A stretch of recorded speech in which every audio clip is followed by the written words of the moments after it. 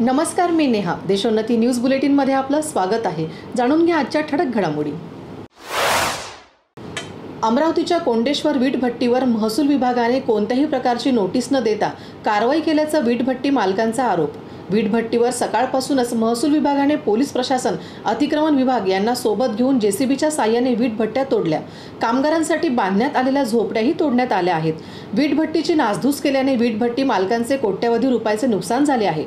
वीट भट्टी तोडल्याने मेळघाटसह अनेक कामगारांवर उपासमारीची वेळ.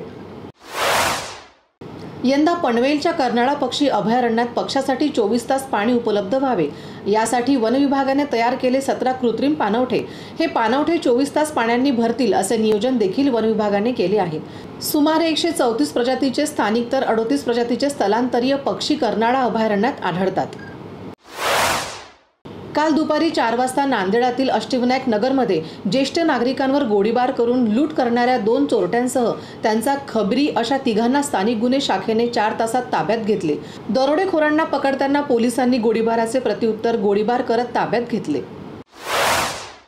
इंडिया आघाडीची सत्ता आल्यास आम्ही घेतलेले निर्णय व आमच्या योजना काँग्रेस काढून घेणार या प्रधानमंत्री नरेंद्र मोदी यांनी केलेल्या आरोपावर नाना पटोले यांनी जोरदार प्रत्युत्तर दिले. काँग्रेसची सत्ता आल्यावर हिंदू धर्मातील जे 4ही शंकराचार्य आहेत त्यांच्या हातून राम मंदिराचे शुद्धीकरण केले जाईल आणि त्या ठिकाणी राम दरबार स्थापन केला जाईल असेही म्हणाले. राम मंदिर उभारण्यात नरेंद्र मोदी यांनी अधर्माच्या मार्गाने काम केले आहे. आम्ही हे सुधारून धर्माच्या मार्गाने काम करू असे जोरदार प्रत्युत्तर काँग्रेस प्रदेशाध्यक्ष नाना पटोले यांनी दिले. धुळे लोकसभाच्या महाविकास आघाडीच्या प्रचारासाठी नाना पटोले धुळ्यात असताना यावेळी त्यांनी प्रसार माध्यमांशी संवाद साधताना मोदींच्या आरोपाला प्रत्युत्तर दिले. मुंबई उत्तर पश्चिम लोकसभा मतदारसंघाचे उमेदवार अमोल कीर्तीकर यांना तृतीयपंथी समुदायाने केला पाठिंबा जाहीर. शरद पवार परिस्थितीनुसार रंग बदलत असतात. आमदार प्रवीण दरेकर यांनी लगावला शरद पवारांना टोला. जळगाव लोकसभा मतदारसंघाच्या महायुतीच्या उमेदवार स्मिता उदय वाघ यांच्या प्रचारार्थ आयोजित सभेसाठी पाचोरा येथे महाराष्ट्र राज्याचे उपमुख्यमंत्री देवेंद्र फडणवीस आले होते. सभा संपल्यानंतर त्यांनी पाचोरा भडगाव विधानसभा मतदारसंघांचे शिंदे गटाचे आमदार किशोर पाटील यांना निवासस्थानी भेट दिली. यावेळी आमदार किशोर पाटील यांनी त्यांचे स्वागत केले. मंत्री गिरीश महाजन, मंत्री अनिल पाटील यांचा देखील सत्कार करण्यात आला.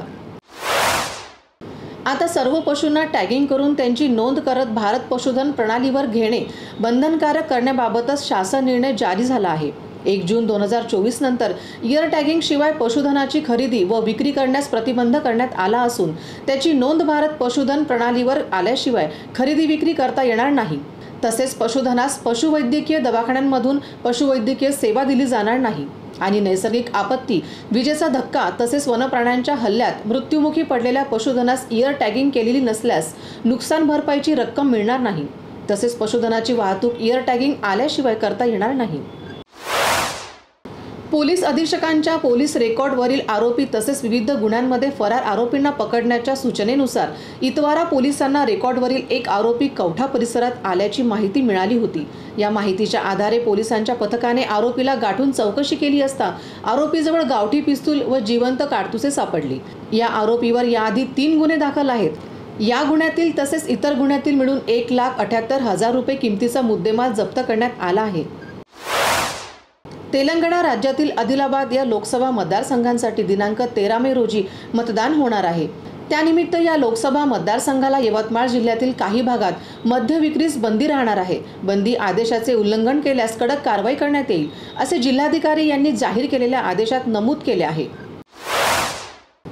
याचबरोबर हे बातमीपत्र संपलं. पुन्हा भेटूया नवीन घडामोडींसोबत. नमस्कार.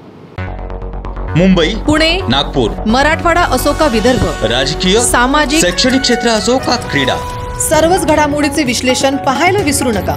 फक्त देशोन्नती न्यूजवर.